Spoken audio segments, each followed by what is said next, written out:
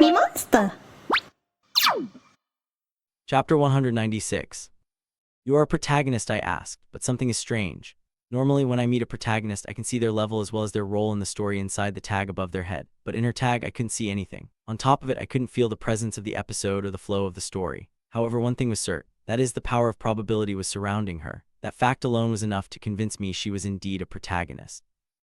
Then the question was, why did a protagonist suddenly come to Earth, and why did that woman carry the jumbled mess of Hell Gate all over her body? The woman grinned at me. We are all protagonists of our own stories, she said in a very playful tone. It was as if she was treating me like a child. What do you mean, what the hell are you?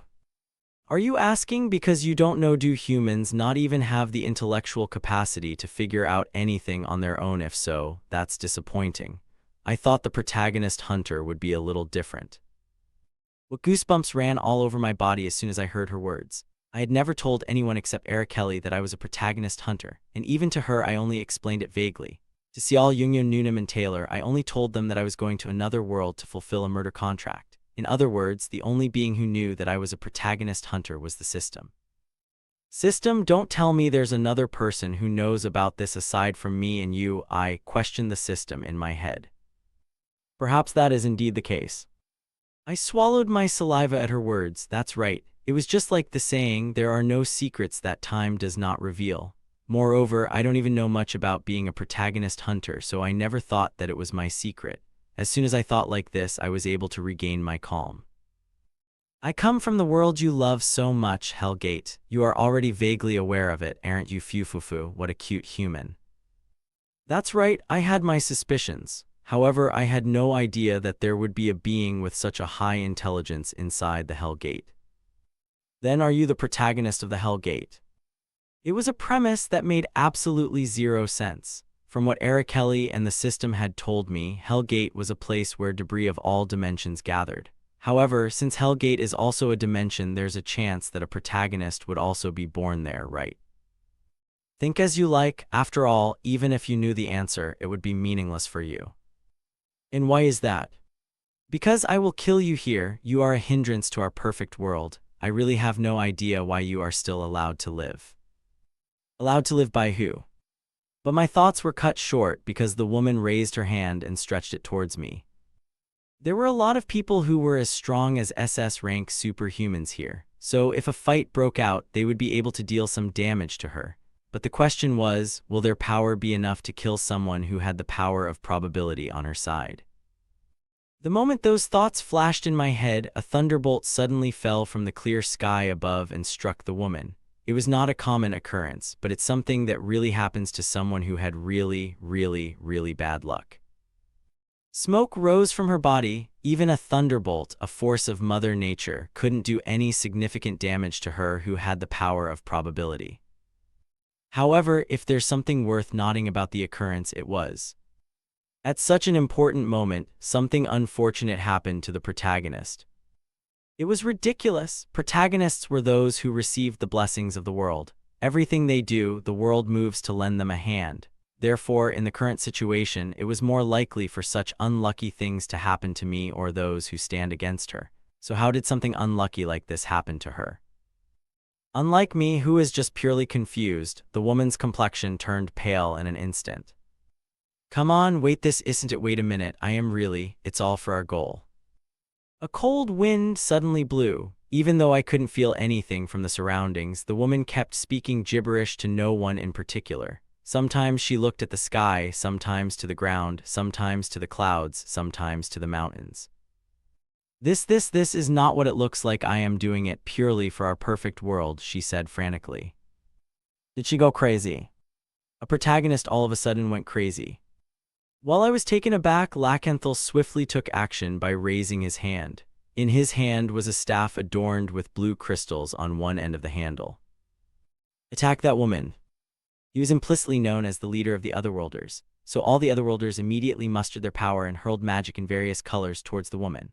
Although most of them had lost their original power or were in a state which rendered them unable to fight, there were as many as 5 beings with power equivalent to an SS rank in the group, and their fighting senses were still sharp, so it was difficult to deal with the woman who was losing her mind.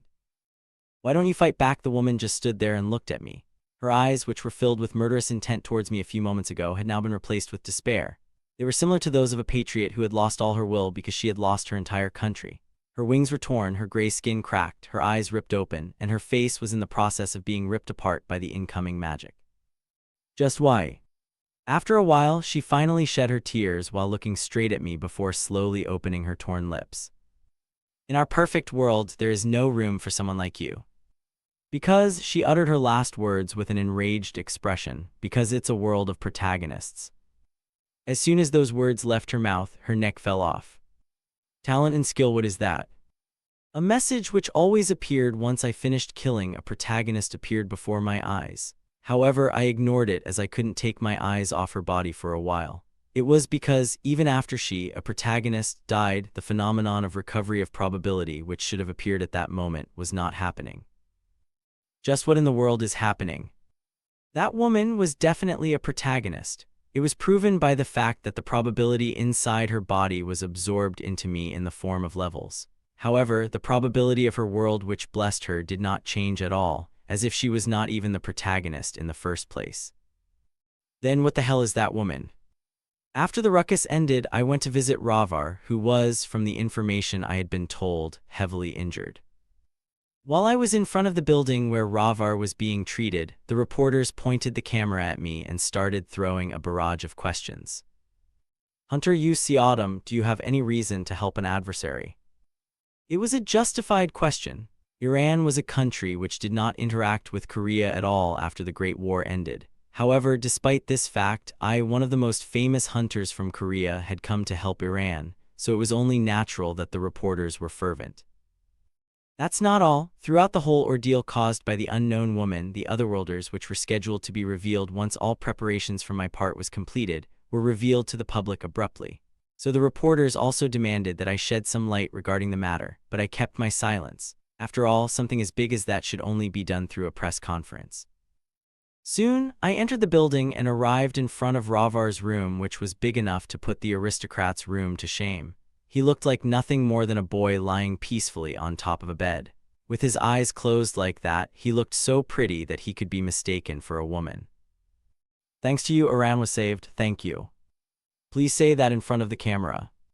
Well, I should do that, shouldn't I? The script for that time is currently being prepared.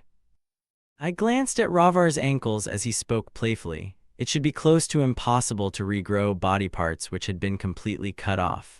Most likely, he wouldn't be able to walk for the rest of his life. Are you bothered by it? It would be a lie if I said I wasn't bothered by it. This was only the second time I met Ravar. It was safe to say that I had no special connection to him, and I only came here for nothing more than business reasons. However, seeing him losing a part of his body during the battle made me feel very uncomfortable.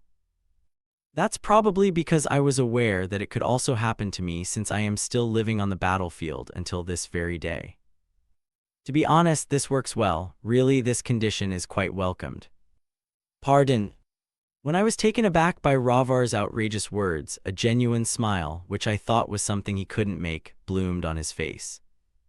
Now I can go anywhere I want. It was truly ironic. He finally gained his freedom to move anywhere he wanted only after losing both of his legs. To defend Iran, Ravar had dedicated his whole life to this land, sacrificing even his own freedom. It was because he thought that only by doing so would he be able to defend this land. However, as time went by, he found out that his power alone wasn't enough. That's why he tried to find anyone, whether it was an S-rank superhuman, an otherworlder, or a mercenary. Anyone would work as long as they could be hired with money to be his limbs. However, it did not work in the end. And the rest was history. Thanks to this incident, I realized that the most important thing is for a ruler to appear in front of the world and give his people a peace of mind. Thank you very much. To sum up his words roughly, he's going to throw away both his resentment and desire towards the Otherworlders and asked me to take care of them. Thank you, I bowed my head to him and left the hospital. Journalists were still flocking in front of the building. The association's hunters were blocking them, but it was impossible to stop them with only that. They weren't called reporters for nothing, so I decided to give them my statement. Yes, I helped Ravar in Iran because he promised me something. Click, click, click. Every time the reporter pressed the shutter, the illusion of a scorching sun seemed to appear before me. Their light was just that blinding. The existence of different races is also true. I discovered this fact by accident and now I will help them assimilate into Earth society. Excessive stalking to the point of stressing them will never be forgiven. Some of the reporters' faces hardened at my last words. They must have been reporters who secretly attached tracking superpowers to the Otherworlders, and then I added one last statement. From today on, my guild, Another League, will start preparing for the Hell Gate expedition. In a far, far dimension where Chinjion Private Magic Academy exists, Araceli Reinkel, a beautiful girl with a black hair as dark as night and blue eyes as crystalline as sea, was relaxing in her small hut in the countryside. Whenever the wind blows, the greenery which stretches endlessly to the horizon in front of her dances along. The scene was soothing and beautiful. She could proudly say it was one of her favorite moments so far. Of course, it couldn't beat the moment when she met her professor in the past or any moments she shared with him. Araceli smiled. She hoped that the professor would soon start his journey again. Although she always arrived at the wrong time whenever she followed him, it was because of a badly twisted time axis. But that was fine. For her, if it meant she could see him again, she would happily face any obstacles in front of her. While thinking so with her eyes closed, Araceli suddenly jumped to her feet, trembling as goosebumps assaulted her whole body. What? It was only momentary, but for those several moments she couldn't feel the professor's energy. No matter how far away he was, because of the tracking spell she put on him, she would always be able to feel his energy.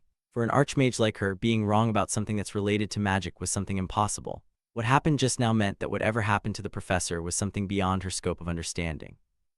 Just what? Chapter 197.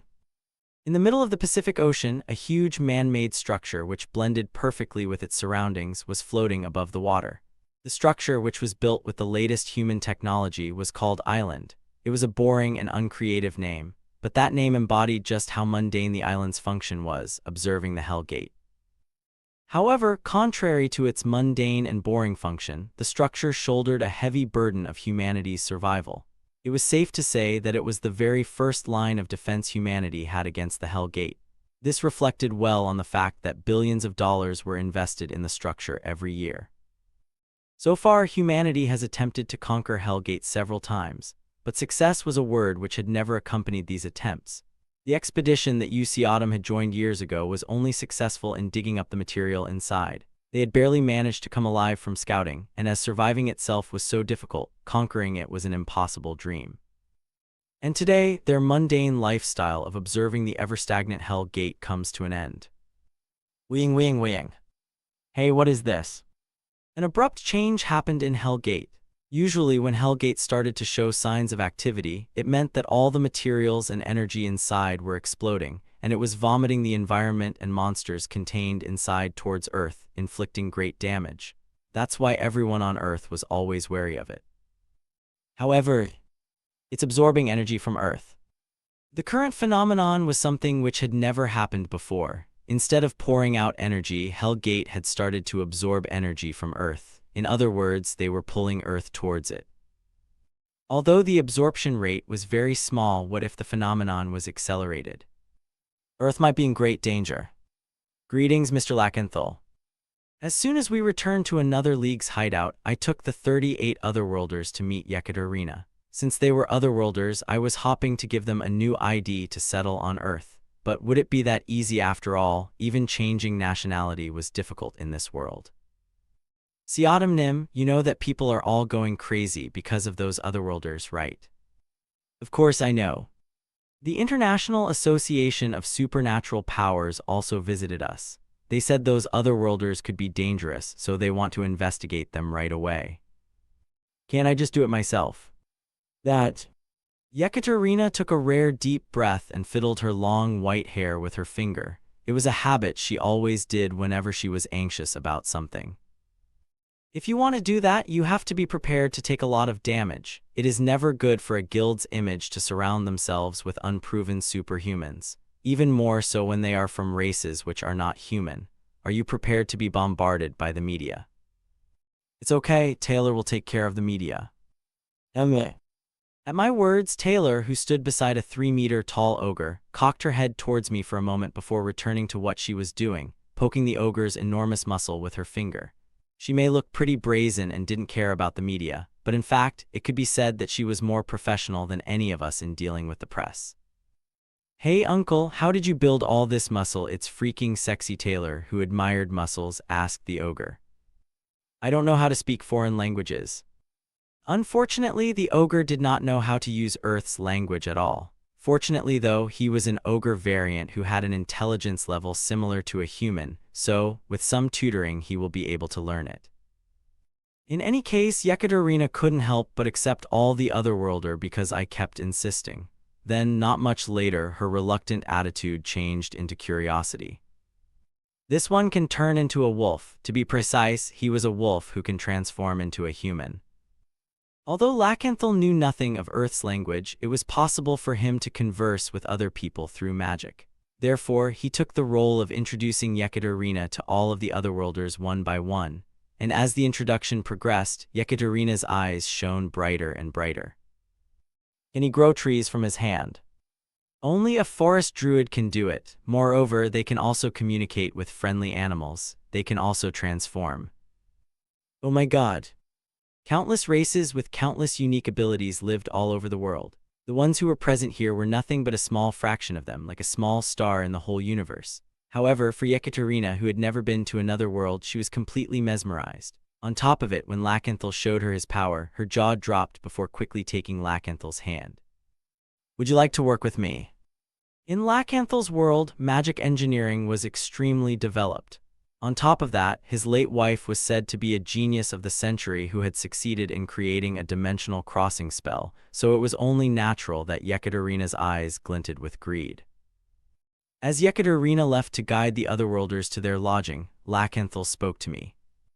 "What is the reason you want to increase your strength to the point where you even accept us? Is it for a childish dream of world domination? Well, whatever it is, I already said I will help you, so I'll help you." "Ha, it's not for something like that." "Is that so? What a waste. Conquering a new world sounds fun." "This person, is he for real?" "Actually, I know your real goal, isn't it Hell Gate?" "Yes." "Actually, I presented the otherworlders a condition in exchange for taking them in and providing them with housing and new status. It was to ask them to fight for me for once when I asked for their help, and that one chance, I would use it in the Hell Gate expedition. I still don't know what's going on in there, and for now, it's still lying dormant just like these past years. But my intuition, which had saved my ass for too many times, told me that something was going to happen soon. Until then, I have nothing to do but to prepare. But even if I prepared for it, will I be able to withstand what Hell Gate has to offer? I don't know. But I am betting everything on the fact that I am a protagonist hunter." "Okay, I get it, Hell Gate, that's a pretty tempting proposition. I don't know what other kids will think, though. Because Hell Gate was a dangerous place, perhaps some would decline to help me and some may choose to return to the floating dimension. I won't stop them if they want to do so, though. After all, we are in a contractual relationship, not a master-slave relationship." "Lakanthal, I don't think I can help much with what will come next. In my mind, I want to stay here and complete all the follow-up procedures, but I have to urgently dispatch to another place." "Are you going to be dispatched to another world?" I pondered for a moment at Lakanthal's sharp question and then ultimately nodded my head. At this point, there's no reason to keep it under wraps anymore, at least to the otherworlders. Yes, I have to take care of the emergency situations in the other world first. Fortunately, on Earth, I have many reliable comrades, so there is no problem in leaving for another world while entrusting the work on Earth to them.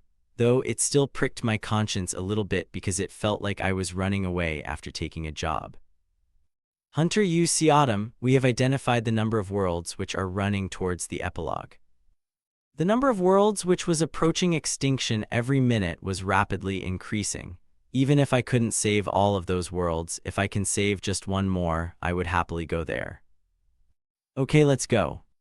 After UC Autumn left, the emergency contact line of another league rang. To Yekaterina's surprise, the one who called them was Hellgate Research Center, which could be said had no connection whatsoever to any guild in the world. This as the explanation from the person on the other end of the phone went on, Yekaterina's expression, which was already tense in the first place, kept getting worse and worse. "Hellgate is expanding." That's the case. That's why I want to talk with Guild Master UC Autumn, who is well versed in dimensional science.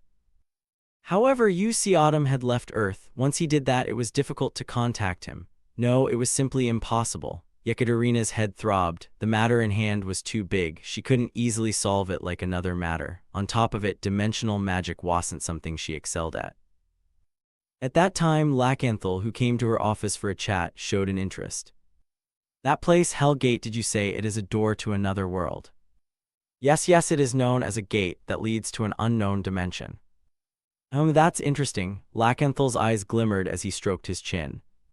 When it comes to dimensional science, the race of dew soaking in moonlight is the best. He looked oddly confident. The system had told me that countless worlds were moving towards destruction at a much quicker rate than before. However, I couldn't fully understand the meaning of those words. I only knew that the change between episodes in the whole storyline would be faster than before, which meant that I had to hunt the protagonists at a much quicker pace than before. Even now, numerous epilogues are occurring in many worlds. What was waiting at the end of the epilogue was destruction, which Lacanthal said to be a phenomenon where everything in that world becomes one. To be honest, he didn't care much about the destruction of other worlds. However, the system's hypothesis that the destruction of other worlds could eventually affect Earth became the driving force that made him move faster. Hellgate was a trash can-like dimension where dimensional debris gathered, but was the debris that gathered there really nothing but remnants? Araceli had described it as debris because it had fallen over and separated from the original dimension. But if what Lacanthal said about everything returning into one was the true destruction, then there should be no debris left. If so, what is Hellgate made from? After the destruction, all the materials that became to one gather to form the Hellgate. It was still unknown whether what she said was true or not. When I first entered the Hellgate, I was ignorant and clueless, so it was impossible for me to know about it. And now, even though I felt that I was ready to enter the Hellgate, I still didn't have any solid information except for Herses. However, that changes nothing. I just need to do what I do best. Prepare for the hunt. But a thought suddenly passed on his mind. If I prepare like this now, what will be different? His current level was 175, and by the standard of superhuman on Earth, it meant that he was in S rank. It wasn't something overly incredible since there were hundreds of S-rank superhumans on Earth. Even if he reached SS rank, will he really be able to withstand the unknown power of Hellgate? In the first place, was becoming stronger really the correct answer? Will he be able to run away from destruction once he becomes strong enough? Even if he could tear down mountains, split seas, and overturn skis with just one wave of his hand, would he be able to flee from the powers of the world? Maybe his goal to conquer Hellgate was a wrong choice from the beginning. Wouldn't it have been better to just be drunk with the power I have right now, enjoy my life, and spend the last days happily looking at what I have achieved and then die, just like what the system said? As such questions kept popping up in my mind, I slapped myself on the cheek. I must be crazy. Get a grip, UC Autumn. When I realized the meaning of destruction itself, as a human being, I couldn't help but be afraid. But giving up here would be foolish. After all, I already knew for a long time that Hellgate was a dangerous place, and yet I still make it as my end goal and work towards achieving it. Let's calm down and just do what I should do. System, let's go. Yes, I will go right away. So where's the destination this time? Instead of answering, the system just displayed a simple and clear message in front of me. A high school student who got transferred to another world. Seems that my magic is the strongest. Hashtag ice guy. Hashtag cliche. Hashtag harem. Hashtag munchkin. Hashtag genius. Hashtag love comedy. After looking at the hashtags for a moment, I stared blankly into the air. Do we really have to go there? Yes, the story hasn't even started yet, but it's a world where the epilogue is approaching very quickly. Is that so? I haven't studied the isekai genre properly yet, but I know roughly that this genre contains many great dangers. I sighed and accepted the request. Let's go. We will leaving right away. Chapter 198. Moving to the fantasy continent of Atzbaron, the world where level 5 protagonist Kaido resides. You have become an adventurer of Atzbaron. As soon as I opened my eyes, a familiar yet unfamiliar landscape greeted me. It was a city from the Middle Ages era. However, contrary to the Middle Age cities I knew, which were usually dull, this city had a unique and vibrant atmosphere.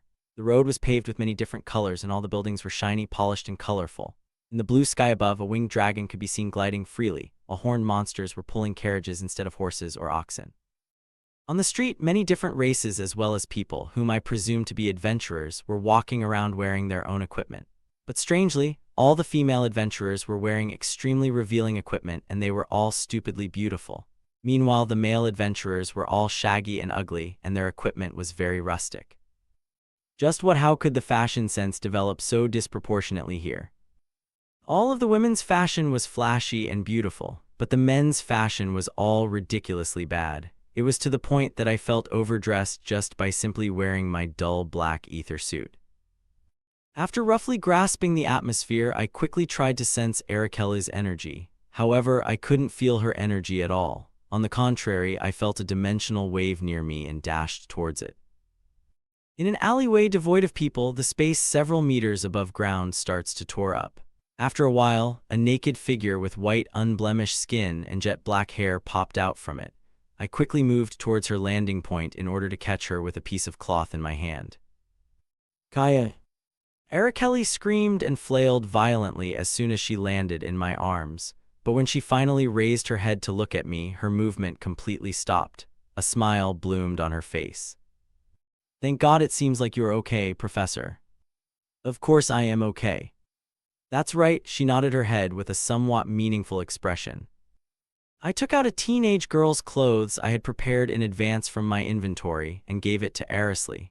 She went into one of the empty houses nearby before coming out a few minutes later fully donned in those clothes. Professor, are these clothes common in your world? Well, it's similar. What you are wearing right now has a bit more fantasy-like design, though. So are these clothes to your tastes? That's right, at least for this situation. Arakelli then smiled as if she somehow felt good. You're ready, right? Let's go. Okay, are you going to hunt those who monopolize the world's blessings too here? Yeah, but I haven't found him yet, though. After leaving the alleyway street, we walked slowly while savoring the scenery. The level of the protagonist is still seriously low. Has he not awakened his power yet? If I find him now, I could easily kill him with just a slight twist on the neck. But of course it wouldn't be that easy. This was especially true in the Japanese-style isekai genre. Even if the protagonist's neck was twisted, had his heart cut into pieces, or had been forced to go through the most horrific torture, he would ultimately end up being resurrected by the power of a spirit or even a dragon and came back with even greater power. In other words, I'll have to kill him using a story in which he's completely dead. Oh, Professor, that. When I followed where Arakelli's finger was pointed at, I could see a black-haired boy dressed in a school uniform rather than dull pieces of equipment. For some reason, the boy's eyes had a different color. His right eye had a normal black pupil while his left eye was dyed red. On top of him, a hashtag I was so familiar with was floating. Found you. He was Kaido, the protagonist of this world. Currently, he was walking with some adventurers while talking gleefully. We quickly trailed closely behind them, and when we finally arrived at their destination, it turned out their destination was none other than the Adventurer Guild building. The protagonist Kaido has used the sub-skill language unification S rank from the main skill Common Sense SSS plus rank. Before long, a language very similar to Japanese came out of the mouths of all people in my surroundings. It was such a mystical yet bizarre phenomenon because I couldn't sense any magic flowing from him. It was similar to what I felt when Lakanthal casted a translation spell at the 4 hunters of the association previously. Kaido, this is the Adventurers Guild. Do you really want to be an adventurer? Of course, if I didn't become one, I wouldn't have any money. But until just recently, you couldn't even hunt a single goblin by yourself, and we had to save you every time. Besides, didn't you say that you came from a place where there were no monsters? You don't know much about this place. Is it okay for you to be an adventurer? I can't help it, because this is the only way to wander the world and find a way back home. Fufu, it's nice to see Kaido's confident appearance. A girl dressed in extremely exposed clothes, whom I presumed to be an assassin from the dagger on her hips, said so and slapped Kaido's back. Wait a minute, isn't it common sense that if someone ends up in an unfamiliar world and wants to earn money right away, it would be better to go to a restaurant and do a part-time job like serving or delivery. It doesn't seem like it was the case for a protagonist, though.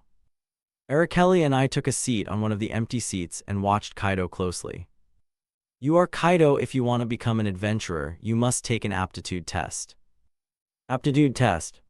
Yes, it is a test to check which class you would fit into as well as your parameters.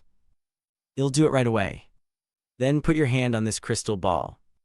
Could the aptitude test really be over with one crystal ball? It seems too easy and convenient. Kaido, don't be depressed if your magic power is too low. If you just have around 20 or 30, it's at a level that you can go adventuring with us. Haha, yes, she is right, though I would prefer it if it comes out around 51 of the adventurers on the party said.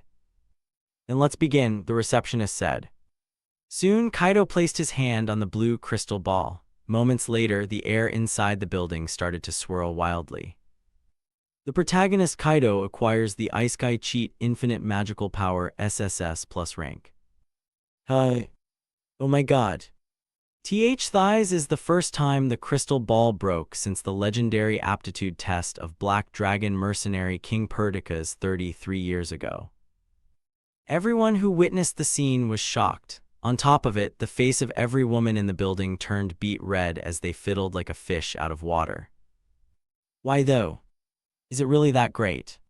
At the same time, unlike everyone around him, the protagonist spoke indifferently. I sighed at his question. Everyone else, together with their grandmother, grandfather, aunt, uncle, cousin, knows his power was a scam. Even the neighbor and his daughter-in-law and his whole family knows it. But it seems that it was an unspoken rule that only the protagonist would remain oblivious to his own overpowered skills.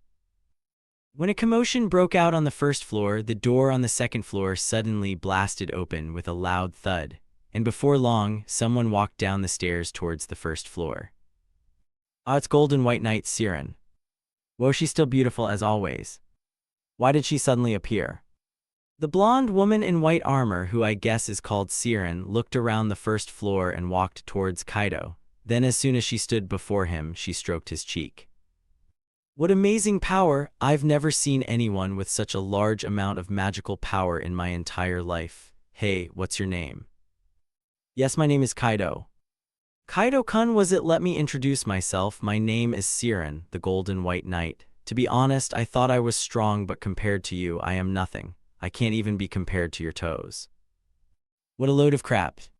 I want to ask you something. Will you join my guild? If this world follows the basic rule of Korean-style novels, he would reject her invitation without any second thought and make a guild himself. But because this world follows the basic rules of Japanese-style novels, yes, I would love to. And the reason for him joining her was as simple as it could get. It was because Siren is pretty. Contrary to how urgent the system sounded when she briefed me, Kaido only showed the growth rate of an ordinary protagonist so far, nothing more, nothing less. In the meantime, I tried to cook some story in order to kill him, but as always, nothing came to mind. Kaido-kun, awesome. Oh my god, it's only Fireball, a basic spell. How can it be that powerful? I cannot believe it. It was obvious, but let me tell you this, the magic in this world could be easily activated by simply memorizing the casting words without studying it in depth. I could only sigh and shake my head at how ridiculous it was. From what I know, magic doesn't differ much from world to world. For example, the most famous mathematical formula on Earth, the Pythagorean theorem, also applies in another world. The law of triangle also didn't change just because you're in another world. That was also the case for magic. The process of accumulating magical power in the body, operating it mathematically, and releasing it was a law that could never be changed. But somehow, this world managed to ignore that law. Araceli, what do you think? I asked Araceli, who was standing beside me. As soon as Kaido decided to accept Siren's offer, we also took the test to join her guild, Sword of Clarity, which was not hard at all as I had stats comparable to an SS rank while Araceli was Araceli. And currently we were acting as one of Kaido's mindless supporters whose sole role was to just chase after him and exclaim, "Wow, that's amazing, Kaido-kun." Well, Araceli, like me, exclaimed, "Wow, that's amazing, Kaido-kun," before furrowing her eyebrows. That's definitely magic. But magic can never work like that. It feels as if the magic formula was forcibly twisted. Even Arakeli, an archmage, couldn't see through the magic of this world even after seeing how Kaido cast his spell with her own two eyes. That fact alone was enough to tell anybody that this world's magic was bizarre and ridiculous. So reluctantly, we decided to watch Kaido a little longer and followed him deep into the forest. His purpose of coming here was to hunt the black wolf Kazurakan, who was called the boss of this area. It was something I realized after several instances, but this world really likes to attach a moniker before the real name of everything. I wonder if I would find a silver spoon once I return to the city later. While those thoughts passed through my mind, I glanced around the group. There were a total of 7 people in the party. Aside from myself, Arakeli, and Kaido, there were Hardcore Fangirl, Overly Kind-Hearted Girl, Exclamatory Vending Machine, and Flagman. They were all pretty loyal to their roles, for example. Kaido defeated Kazurakan with only 1 magic cast. Oh my god, to be able to use such magic so far, there have been only 9 wizards in history who have succeeded in controlling such a crazy amount of magic power at once, and all of them have become an archmage who made a name for themselves in history. Kaido, are you perhaps planning to become an archmage? Hey, is it real? This kind of reaction had happened about 30 times throughout this hunt. And lastly, the situation would always end with the reaction from the overly kind-hearted girl. I feel sorry for the wolf. According to Hardcore Fangirl, she was a beautiful girl who hails from a clergy family. Though, because literally every girl in this world was beautiful, I couldn't figure out why the word beautiful girl even exists in the first place. The overly kind-hearted girl ran towards the fallen wolf. Then she plopped down to the ground and casted a healing spell towards the wolf. Wait a minute, why did she do that? Didn't we come here to hunt it in the first place? Elizabeth, that's dangerous, come back here. But how can I stay still when there is an injured creature in front of me? I want to heal this wolf. Elizabeth, a woman like you, seriously? An exasperated comment, or maybe a truly touching comment, come out from the mouth of Hardcore Fangirl's mouth. It was then followed by Kaido, who nodded his head with a serious expression. That's fine, you can heal it. Wait a goddamn minute, then why did you hunt it earlier? I am sure Kazurakan will understand your warm heart. Eventually, the overly kind-hearted girl began to cast her spell in full throttle towards Kazurakan, whom her friends had pummeled until not too long ago. And then, suddenly, knights in steel armor appeared out of nowhere and encircled our party. Hey Kaido-kun, overly kind-hearted girl stuttered as she looked at Kaido with pleading eyes. Ha, foolish healing the wolf you tried to hunt, are you crazy? The knight shouted and stepped forward with his swords pointed towards Kaido. I didn't like you from the moment you joined Sword of Clarity. Did you think that a mongrel like you could come into our guild? Kaido-kun, we have to forget her and run away. That's right, Kaido, think clearly. We cannot defeat them with our own strength. We have no choice but to step back now. Except for the main protagonist, no one seems to have a sense of camaraderie or anything like that. Was this event happened because whoever controls the story flow wants to emphasize that only the protagonist had sympathy? No, I will not abandon her, Kaido exclaimed as he pointed his hands towards the talking knight. Your magic is useless against us unless it's at least a C-rank magic. What are you doing now? A spark of lightning suddenly began to erupt from Kaido's hand. At the sight, all the knights started to laugh at him. Even a passing dog knows that the only attack-type magic is fire element, and the only defense-type magic is earth element. What are you going to do with lightning magic? Without answering him, one of Kaido's eyes turned red as he smiled softly. Chain lightning. Before long, a stream of lightning struck the knight, who kept taunting and looked down on Kaido before jumping towards the other knights. All the knights soon collapsed, only the taunting guy could barely raise his head to look at Kaido. You bastard, how can you do something like this with lightning magic? Then Kaido sighed and shook his head. You don't know steel is weak against electricity. It's common sense in my world. It can't be. At that moment, the guy collapsed with an expression that seemed to have realized something after looking at his armor. Hey, is it real? Wow, in his world, such great knowledge is common sense. What a wonderful world. The protagonist, Kaido, activates the skill Common Sense SSS plus rank. It was only then that I could vaguely understand how this world works. Chapter 199. This world, for some reason, flows according to the taste of the protagonist, Kaido. No, to be precise, the common sense of the world itself had been changed according to Kaido's level of knowledge. For example, this is called fruit shaved ice. It's a common dessert in my world. This is delicious. It's the first time I've eaten such a soft ice. In this world, there's ice and ice cream, but for some goddamn reason that my head can't wrap around, there's no shaved ice. Does that even make sense? There should be billions of people in this world. How come anyone not think of making shaved ice? So far, it's not a complicated menu either. You just need to shave it, for God's sake. If you make a backrest for the chair, everyone's back will be more comfortable. Can't you just add more part on the back of the chair to make people could rest their back on it? Oh my God, that's the discovery of the century, Kaido. You are amazing. There were all kinds of chairs crafted here in this world, but guess what? A chair with a backrest has never been invented. If there's a food shortage, you can just catch fish. Why fish? To eat it, of course. This one is called sushi. In our world, it is a staple food. Wow, amazing. This is my first time tasting something like this. It's not even roasted, but it's such an incredible taste. Their reaction was more explosive than those Westerners who never had raw fish before. Are you having trouble because you have a lot of coins? Wouldn't it be better to make additional coin denominations like 10 gold coins and 100 gold coins? You are right, it's such a simple way, but it's an amazing shift in thinking. As the princess of the empire, I will proceed with this agenda right away. Surprising, right? I wonder where our protagonist had such brilliant ideas from when literally every genius in this world couldn't figure that out. You're starving because you don't have rice, then you can make bread and eat it. Oh, what a wonderful food. At this point, Arakeli finally got fed up and spoke to me with a face full of displeasure. Will the world stay like this forever? The common sense of this world will return to normal once we kill him. The protagonist this time around was quite unique and held a very special ability.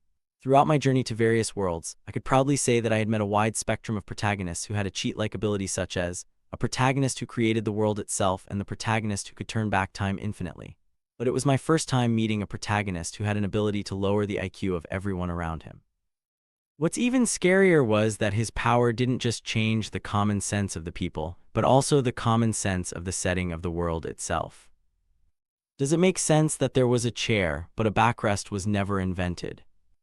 Lightning magic exists, and for hundreds of years, knights had always been unaffected by it, even though they were always wearing steel armor. Does it make any sense?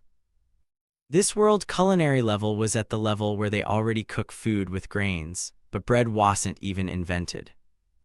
And throughout this wide world, which had many kingdoms, their currency had only one denomination. However, all of that wasn't crazy enough to make me quake in my boots. The one who got me scared was the fact that his skill could even affect how magic was perceived in this world.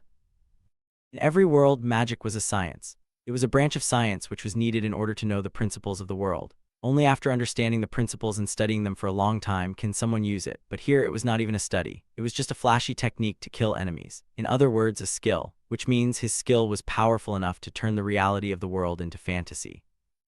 The reason was probably because Kaido perceives that magic was nothing but an attack skill. His skill, Common Sense SSS plus rank, was such a terrifying skill that it literally blurred the line between imagination and reality. But was his skill really all-rounder? It was just a skill which could affect the common sense towards what the protagonist knew, but there should be a disadvantage. And after following Kaido as his cheerleader for the past few days, I was able to discover one weakness of his skill. We will use dust explosions in this battle. Dust explosion. Yeah, with it, we can take on many enemies with a very small amount of mana. What is that? Without explaining further, Kaido took out a white powder from his bag. It was none other than flour. Spread this in the air, and with just a small amount of flame, we can create a huge explosion. Really, is it really possible to do it with just flour and flame magic? Of course. After a while, many reaction vending machines around Kaido sang his name accompanied with praises. They would literally put those internet buzzers on Earth to shame with their words. Not long after, the battle started. And as expected, Kaido succeeded in annihilating the enemy by simply throwing a flick of ember after scattering the flower into the air. Oh my god, I thought we would never win this battle to think we win with just one magic and without any casualties. This is such incredible knowledge, Kaido-kun, you are really. Looking at the scene, Arakeli, who was standing beside me, clicked her tongue. It really doesn't make sense. Is that so? From the start, there was no way that the particles of combustible solid matter could maintain a higher concentration than the air's lower explosion limit when it's such a windy day. Even in the case of favorable weather, the flower particles should not scatter evenly. But let's say such a thing did happen. The particles would have ignited all on their own already from radiant friction of the sun without the need for a spark. I don't know what it was, but I know that Arakeli meant that Kaido's dust explosion was just ridiculous. However, since Kaido sincerely believed that that method would work, such an explosion actually happened. That was Kaido's weakness. He had common sense, but it was at best below the average level. If I was being kind, his thoughts were too pure, and if I'm being frank, he's just stupid. He simply believed that his knowledge was real because it happened without thinking what made it happen. Kaido's deceptive ability only activated when he believed his thoughts were real, and thanks to his lacking knowledge, his imagination became rich, which gave him an advantage in manipulating the principles of this world. It was not a glaring weakness, but somehow, I thought that I could use that part to kill him. Uchiautum and Arakeli went on an adventure with Kaido and the others. However, when they stopped in a particular small town, they became aware that the town was currently preparing for a monster raid. Obviously, this cliché development was happening because of protagonist correction. If it was something out of the Korean genre, the protagonist would say, "There is no benefit to gain by helping them, just ignore it and let's move to the next town." But since this world follows the genre of the country across the sea which was famous for their kindness, the protagonist Kaido, of course, said yes when overly kind-hearted girl Elizabeth said we need to help those in danger. His kindness is indeed good, though it was only in the eyes of other people. Uchiautum and Arakeli, who were aware of the way of the world, could only felt sorry towards the residents of the town who would eventually lose their lives just to make Kaido shine even brighter, even though the attack of those monsters was due to the protagonist in the first place. If you exclude the elderly, young children in the village, there are only 120 available troops. Even amidst those numbers, those with combat experience are only half of them. However, it is said that the number of monsters reaches 3,300. It is a battle that can never be won. The city was located in the middle of plains. Uchiautum really itched to ask the one who briefed them why he didn't choose to fight the battle on the plain far away from the town rather than holing up in the city. But in the end, he decided not to. It's fine, I came up with a strategy to win. Pardon, it's already hopeless. No strategy would be able to help us to win, the man said once again. Is that so? According to my strategy, there is a 99% chance of winning. After saying that, everyone in Kaido's surroundings began to stir. They were all questioning Kaido over and over again as if they were a kid. Then Kaido unfolded a map, put it on the wall, and explained the strategy by pointing it with something like a baton. Because there is only one way to get to town, the enemies would undoubtedly move through this way. And because we already know the enemy's movement, we can use it against them. Then, we will siege the enemy. Kaido pounded the map and smiled. But we are most likely to be defeated before we can even besiege them. Perhaps so if we just go there like this. After saying that, Kaido looked around the villagers. The soldiers of this town have limited mobility because they wear heavy armor, but what if you take off your armor? At Kaido's words, one soldier took off his armor. His eyes instantly widened in surprise. I see, without the armor I can move faster. That's right, the key to this operation is speed. We take off our armor and move as quickly as possible to besiege our enemies. That is the core of this operation, the quick siege. And as long as you encircle the enemies, you'll understand what will happen without me telling you, right? That's right, the besieged enemy will be defeated and annihilated. By the way, amongst people who were currently in the city, for some reason there was a prince from a neighboring country who became friends with Kaido, and there's also a princess who loves swords and had been living on the battlefield since childhood. As royalty, they were said to be adept at warfare, but Uchiautum couldn't help but facepalm and sigh at their response at Kaido's suggestion. What a great plan. There has never been a strategy like this in history. It's a strategy I've never even read in a book. Ah, we are witnessing the moment when history is being writ. Then let's leave immediately, Kaido said, voice brimming with confidence. Soon, the operation began. At the moment when the demons and monsters were about to climb the mountain and descend to the plain, the soldiers moved quickly and began to surround them from all directions. And surprisingly, or maybe not, the quick siege strategy hatched by Kaido succeeded. The battle then began, and the 120 human troops began to overwhelm the far more physically superior demons just because they had surrounded them. At that moment, Kaido looked down at the battlefield with a satisfied expression. Autumn made eye contact with Arakeli and slowly opened his mouth. Kaido-san, enemy monsters are obviously physically superior to humans, aren't they? Huh, that's a reasonable thing to say, but we are still able to beat them through my strategy. Yes, by the way, Kaido-san, about your strategy I have a question. Tell me, Kaido said, a little hint of displeasure could be found in his voice. The number of monsters is about 3,300. Assuming that each monster occupies an average of 1 square meter of space, and all the monsters are politely attached to each other and fill the space in a circle, with 3,300 monsters, the circumference of the circle exceeds 200 m. So, it means that 120 soldiers can barely block all 3,300 even if they stand about 1 m apart. Hokkaido brows furrowed. The words Autumn told him was the part he hadn't thought about in detail until now. After all, why did he have to think about it when he was certain it would be a resounding success?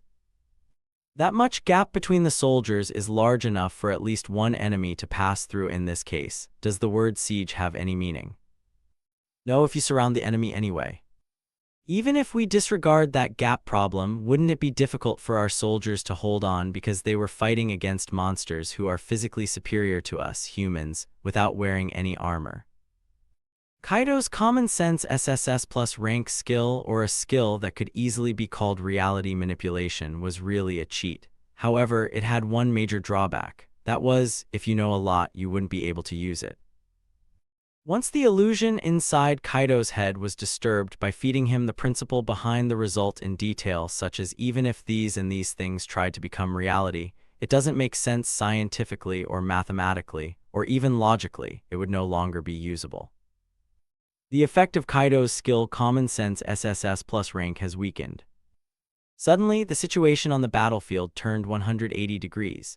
The demons and monsters easily tore the human troops, which were 1 m apart from each other, and started to charge towards the town. Kaido's colleagues were no exception. Although they had strong powers since they were the protagonist's companions, it was simply impossible to deal with thousands of monsters at once. Kaido, hey, how did this happen? Save me. Kaido then quickly began to deny the reality which happened in front of him. No. In the world I lived in, there are clearly cases where a small number of troops defeated a larger number of troops. I believe there's many examples of that. However, in every of those examples, there's many factors which made it successful, such as the extreme weather, the terrain, and obstacles such as cliffs or trenches, or a surprise attack at night. But right now, we are in the middle of broad daylight, the battlefield is flat, and the weather is clear. We don't have any strategic advantage. The moment the human army realized that it was impossible to defeat the demons, everything was already over. Most of the troops who jumped in believing Kaido's irresponsible strategy were dying, and his comrades were also bleeding and screaming his name, asking for help. Since it's become like this, I have no choice but to step forward. In the end, Kaido clenched his teeth and raised his hand, which had a fire wrapped on it.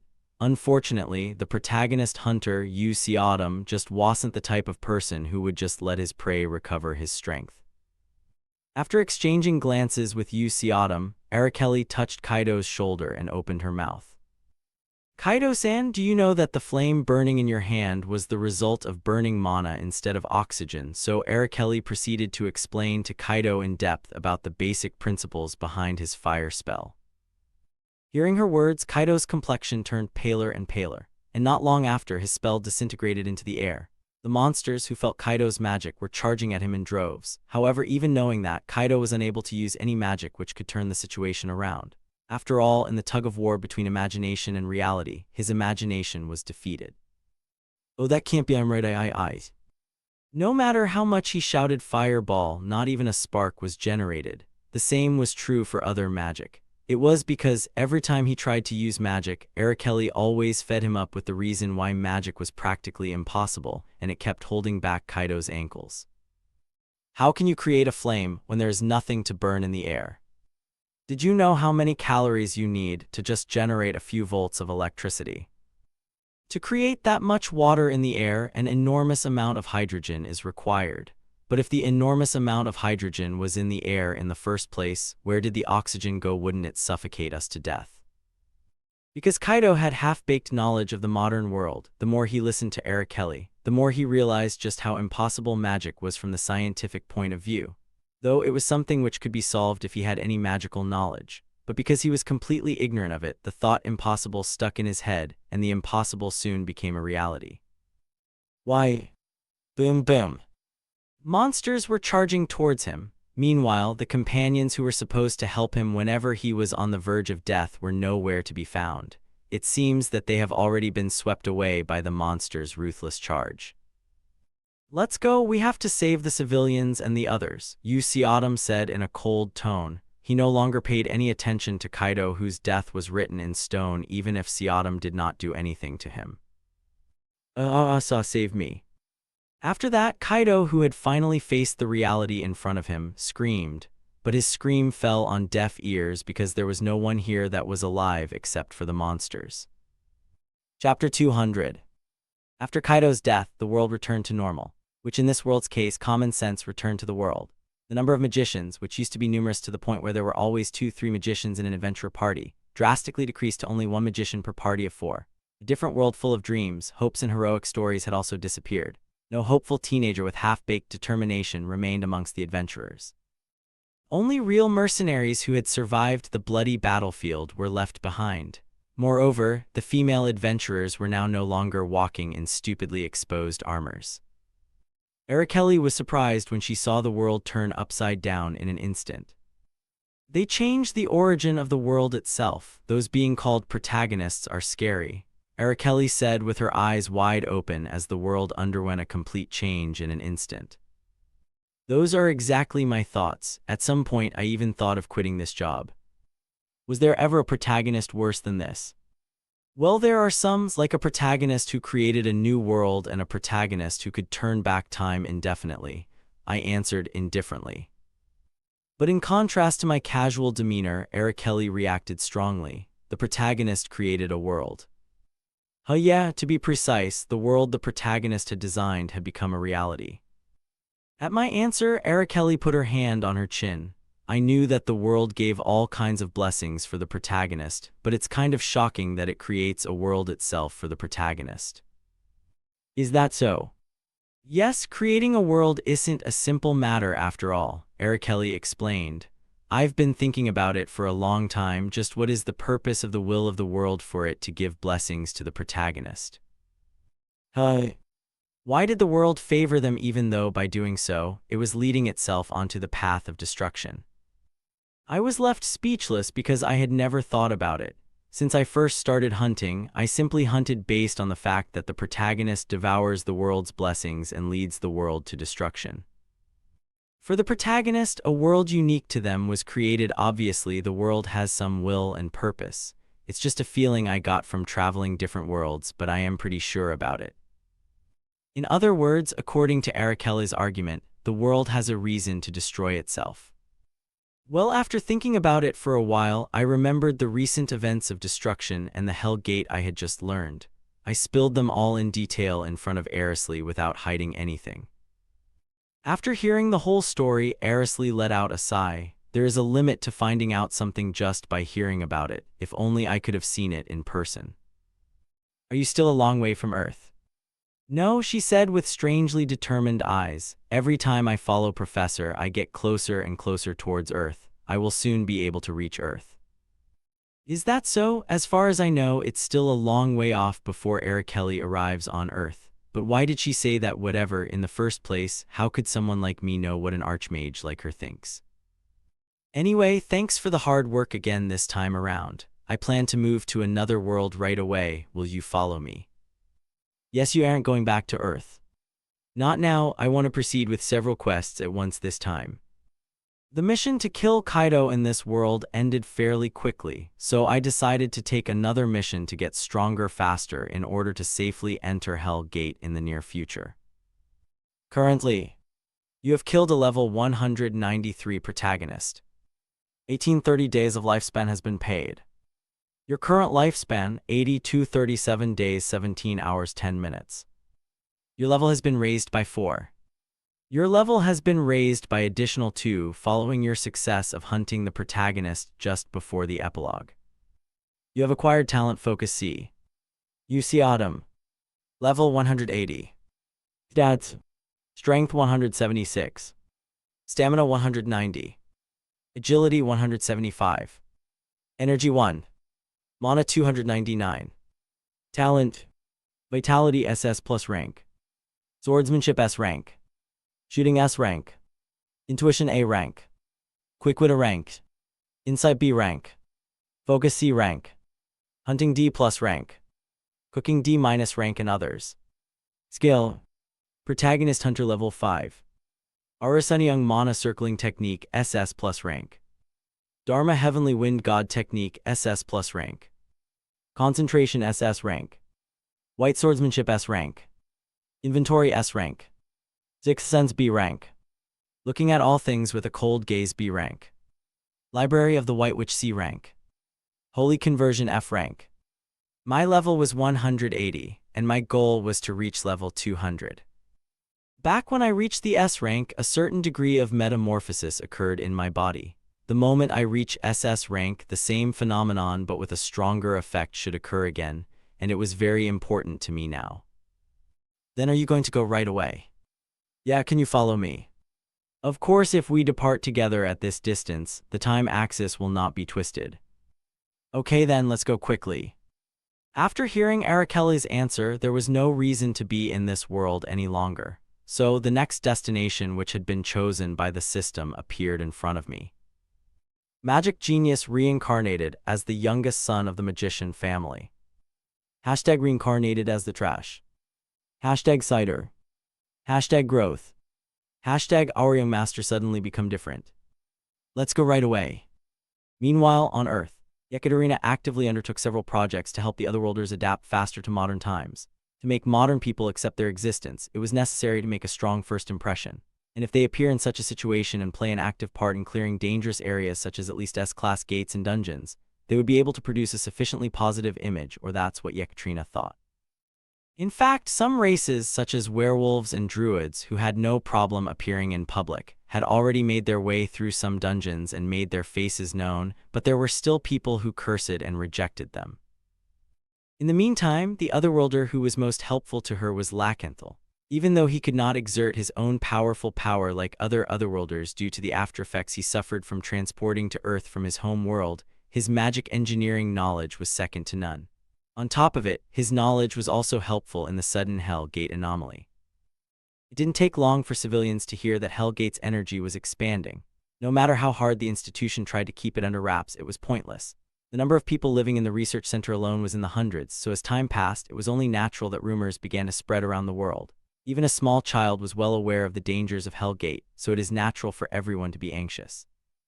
But amidst the chaos, you can restrain the warping of the dimensional rift. Lakenthal's otherworldly knowledge was a huge help. The fact that the power of Otherworlders who people of Earth rejected helped humanity spread widely, and it soon lit a positive image on the Otherworlders. Another league's share price has risen tremendously. Lost Days Master Yu Haram murmured. He did not hide his discomfort in front of the person sitting opposite him, because the person was someone he trusted the most. It's understandable since they have all the good things in the world. Yu Haram sighed. Just how did it happen? Yu Xiaodam he knew was a hunter who could not even deal with E-rank monsters without an expensive firearm and was a dead last F-rank hunter. At one point, Yu Xiaodam was stricken with an incurable disease, and when Yu Haram heard the reports that he would die sooner or later, he quickly got rid of him. I can't believe that guy recovered and even grew this much. The current Yu Xiaodam was no longer someone who Lost Day could push around, and that was a worrying thing. Then why not just kill him? "What kind of nonsense are you spouting?" Yu Haram rebuked the man's suggestion. Yu Haram was a very calculative person. He had always acted for his own benefit and never did anything that could put himself at risk. It is the middle of the 21st century. With superpowers as well as magic and martial arts developed, you want to kill an S-rank superhuman on top of it, a huge tycoon like the guild master of the Another League. It wasn't like the assassination of superpowers had never happened, but Yu Haram didn't think that killing a single person was the answer he wanted in this problem. However, for some reason, his head was telling him to do just that. There are many guilds who also hated him. Despite his 17-year career as a hunter, Yu Xiaodam is still growing at a frightening pace. If he gets even stronger in the future, he'll be really untouchable. We need to deal with him before that happens. So if we decide to do it, how will we kill him? Isn't there a lawless zone on Earth right inside the dungeon and the rift? Inside the dungeon and rift, radio waves could hardly be used. And there are some dungeons and rifts in which radio waves couldn't be used at all, so they were often isolated from the outside.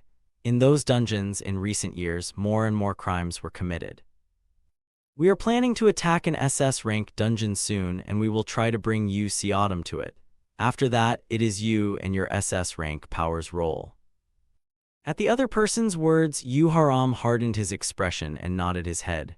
The thought that he didn't want to do it had disappeared. His head was currently full of thoughts about how to kill Yu Xiaodam.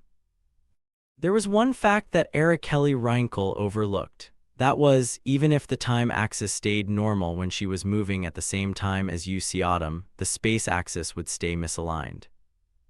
"Hey, Araceli, you need to go serve young masters breakfast again today." Yes, she took a deep breath. She put on her maid's robe. Then when she was ready, she opened the door of her room. A mansion of enormous size, reminiscent of a giant castle, filled Araceli's field of vision as soon as she went out. It was the residence of Duke Alarodin, the greatest magician on the continent, as well as his family. It was said that Alarodin was an archmage who had reached the 7th circle, and there were only 7 such archmages in the entire continent.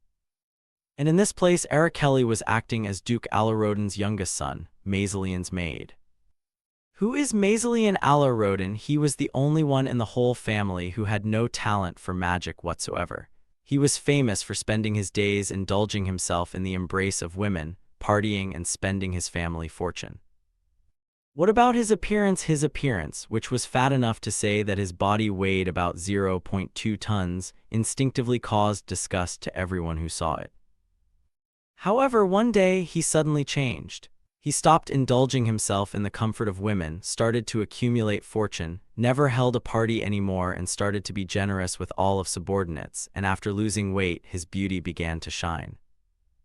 Is that all? Of course not. Maiselian, who was well known for not having any magical talent, suddenly awakened his 4th circle at the age of 20. He even started to take interest in the affairs of the state. It was such an amazing change that made people wonder if the current him and the past him were really the same person. However, Araceli knew the truth since she had experienced similar cases like this before. The current Maiselian was not really the same person. Is it someone reincarnated? She sighed and went to wake up Maiselian, the youngest master of the Alarodin family, and perhaps the protagonist of this world. "Young master, please have your breakfast." Araceli had become a maid for no longer than a week, but it wasn't difficult for her to adapt. After all, she was experienced in blending with the world's customs with her quick wit. "Come in." She went into Maiselian's room with the other maids in tow, carrying a tray of meals. Maiselian, who just woke up, brushes his bushy hair back with his fingers.